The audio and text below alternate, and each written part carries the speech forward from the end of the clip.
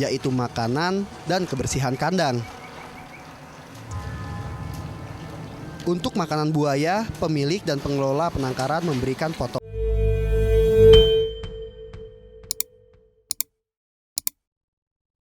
Hampir semua spesies Crocodilidae memiliki insting berburu dan membunuh yang sangat sempurna.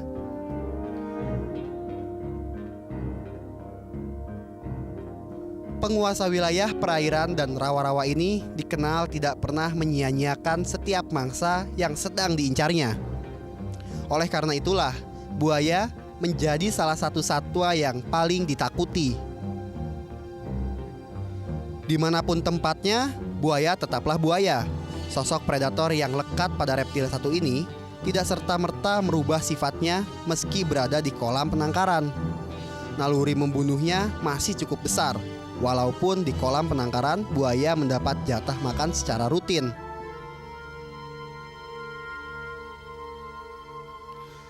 Sebagai salah satu hewan purba yang hanya sedikit mengalami perubahan karena evolusi sejak zaman dinosaurus, buaya hingga kini memiliki populasi terbilang besar.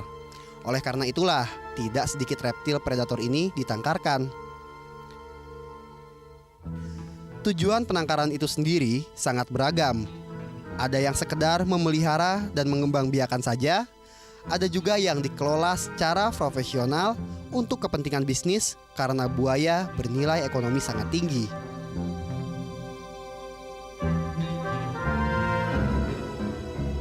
Salah satu penangkaran di kawasan Serang, Banten merupakan tempat pengembangbiakan beberapa jenis buaya. Namun yang paling banyak di tempat penangkaran ini yaitu buaya muara atau Crocodylus porosus. Ini dikarenakan buaya muara memiliki tekstur kulit indah dan memiliki nilai jual tinggi.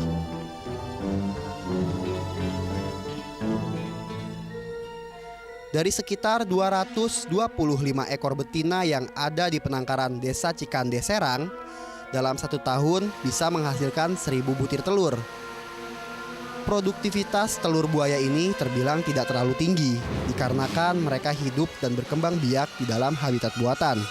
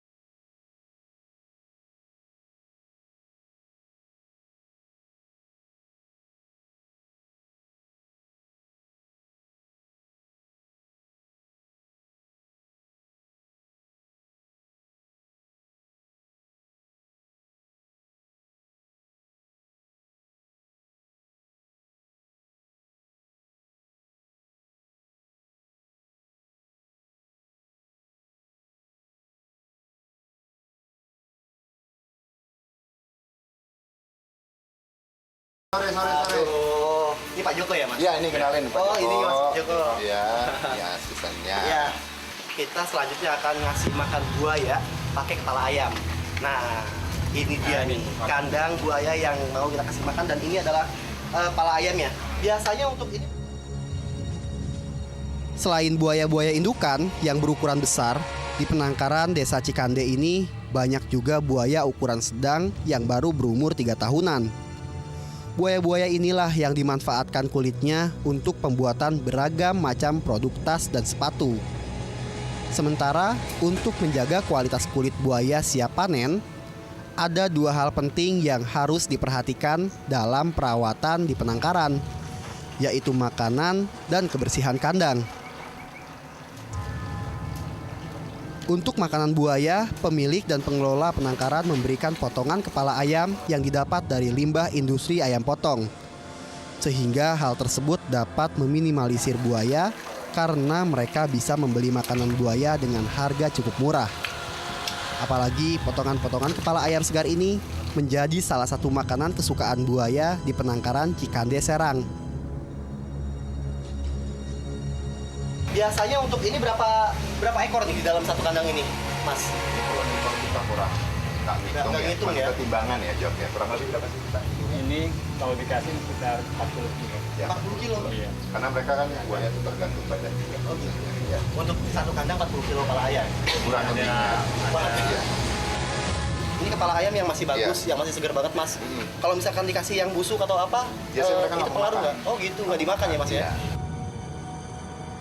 Di dalam penangkaran, para pekerja memberikan makanan dengan menu potongan kepala ayam sehari 2 kali, yaitu pada pagi dan sore hari. Sedangkan untuk memenuhi kebutuhan makanan tiap harinya, diperlukan ratusan hingga ribuan potong kepala ayam.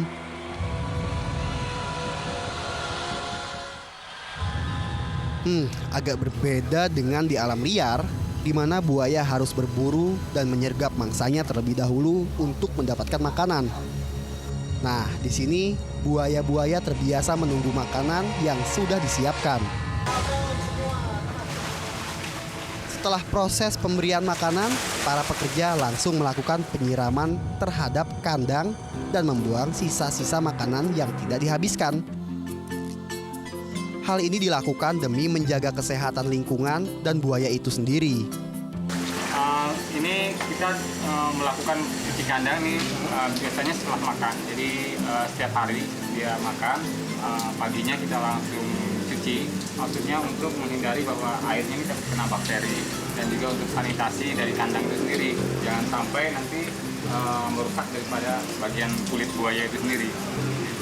Jadi supaya bersih Supaya dan bersih. kulitnya juga kualitasnya baik ya, Iya. nggak jelek jadinya. Iya. Nah pemirsa, buaya aja habis makan dibersihin kandangnya. Kita habis makan harus bersih-bersih juga. Jangan sampai kalah sama buaya ya. Iya.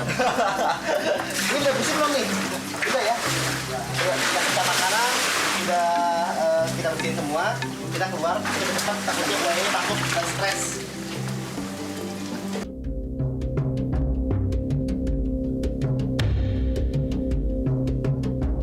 Di dalam satu lokasi kolam atau kandang di penangkaran dihuni oleh puluhan ekor buaya.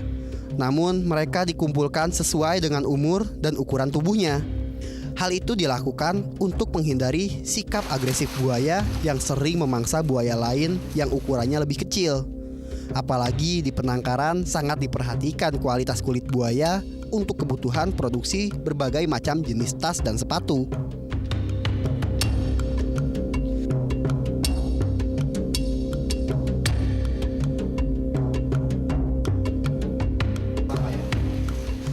Nah, setelah melihat langsung proses perawatan buaya di dalam penangkaran, kini saatnya saya mencoba berinteraksi langsung dengan predator puncak penguasa perairan ini. Meski tidak terbiasa berburu, namun naluri membunuh tetap dimiliki buaya penghuni penangkaran. Oleh karena itulah, saya tetap harus menjaga jarak dan berhati-hati. Buaya muara dikenal ganas dan susah dikendalikan. Buaya-buaya ini sangat agresif dan cenderung mengejar pada objek atau sesuatu yang mendekatinya. Untuk menangkap salah satu dari puluhan buaya di dalam kandang, saya harus memisahkan mereka terlebih dahulu agar lebih aman menangkapnya.